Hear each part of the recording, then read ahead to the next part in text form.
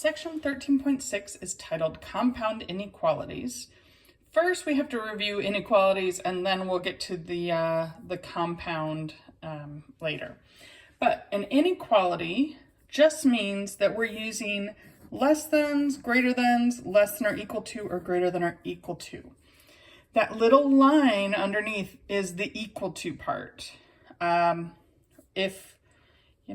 If you need a hint to remember which one's less than and greater than, the less than makes an L, if that helps. Or you can always do the like mouth eating the bigger thing, if that's how you learned it. So these are linear inequalities. Linear meaning x is to the first power. So I'm not sure why they didn't use mx plus b, but I guess they wanted a, b, and c. But the idea is x is to the first power, and we have less thans or greater thans, or less than or equal to's, or greater than or equal to's. So here's a table with some examples just to make sure we're remembering all the different forms of an inequality. So another way to write that we have a number bigger than 2 is to write 2 to infinity. In set builder notation, all that means is that we're using curly brackets. That's what a set is. Well, a set is a collection of mathematical objects. But for sets, we use curly brackets.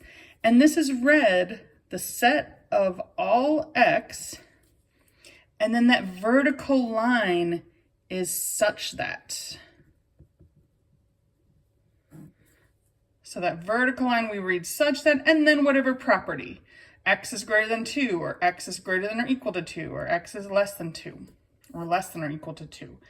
But the curly brackets is set of all x, and then that line is read such that. It's a little different. I should mention with intervals, what's important is that we always do low number to high number, always. And we're just saying we're between two values. On a number line graph, we are going to match the symbol in the interval in our number line. So if we have a parenthesis here, we're going to use a parenthesis on the 2. And then it's 2, and we shade up to infinity. Or if it's greater than or equal to, for equals we use a square bracket, and it's still, we're shading between 2 and infinity, because that's what the interval says. 2 to infinity is x is greater than or equal to 2. Then if we're less than a number, we go down to negative infinity. So both of these are negative infinity, and the difference between less than or equal to is the parenthesis or the square bracket. So hopefully that gives us a good quick review. Let's see what these examples look like. Express each of the given inequalities in interval notation and set builder notation. So in interval notation, I can see that this arrow goes all the way down to the left to the lowest number, which is going down to negative infinity. So interval is always low number to high number. So in this case, negative infinity to 2.5.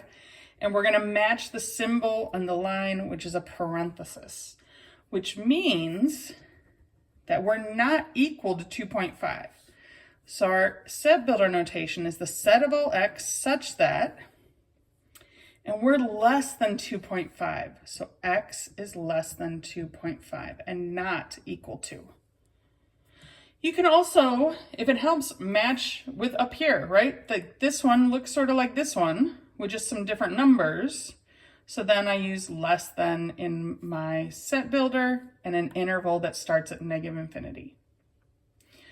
So if we're looking for which one this matches with, it looks like this one. In an interval, I'm going from this number to infinity. I use a square bracket on the number we can equal. Infinity always gets a parenthesis because we can never equal infinity. The set builder notation, set of all x such that, and then this is, we're greater than, because we're going up to positive infinity. So x is greater than negative 3.4, and close the curly bracket. All right, so good, hopefully review of interval notation and set builder notation. So now we're gonna really solve for x. So anytime we're solving, we're trying to get the variable alone. That is still the case. This time the difference is we have less than's and greater than's, but the goal is still get the variable alone.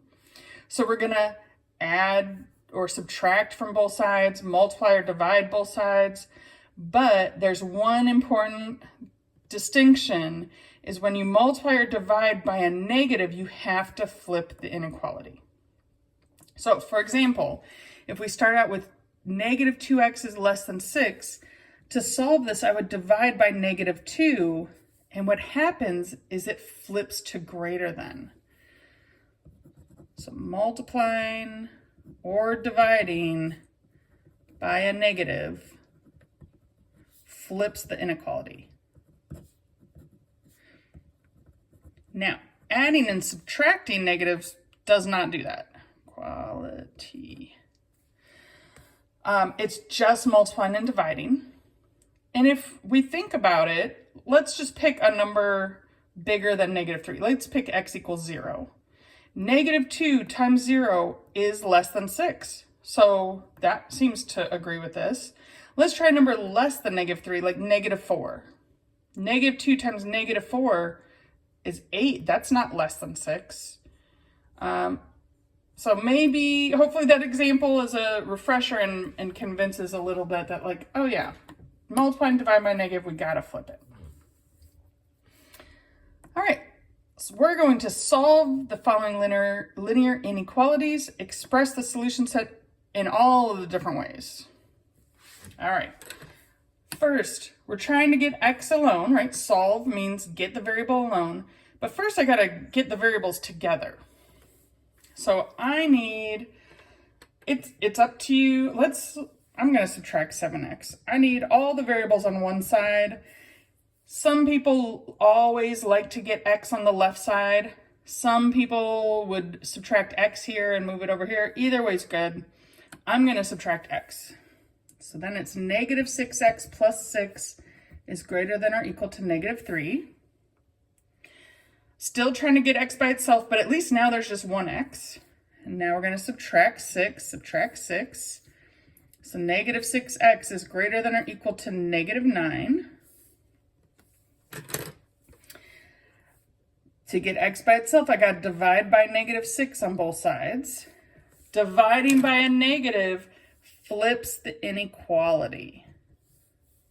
So let's write that. Since that's the only thing that's changed, we gotta be careful. If we multiply or divide by a negative, we need to flip the inequality.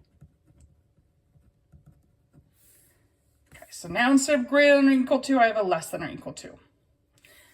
All right, on the left side, we're just left with x.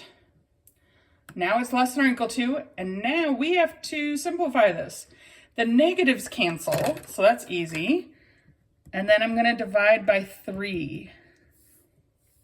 So what I get is 3 over 2. So x is less than or equal to 3 over 2. If, you could use 1.5 for that, but nothing wrong with 3 over 2. So the inequality, that's what we found. X is less than or equal to 3 over 2. The interval notation, less than or equal to, goes down to infinity. I actually like to do the graph before I do my interval. So let's just put, here's 3 over 2. All right, it doesn't have to be any place in particular. So I'm going to shade to the left. So everything less than or equal to negative or positive 3/2. So that means we go down to negative infinity. So our interval notation will be negative infinity to 3/2 with a square bracket. And the square bracket is because the original problem had a little line there. That's the equal to. Set builder notation is the set of all x such that, and then we just put the inequality in there. It's just a fancy way to present the answer. It's saying it's the group of all x where this is true.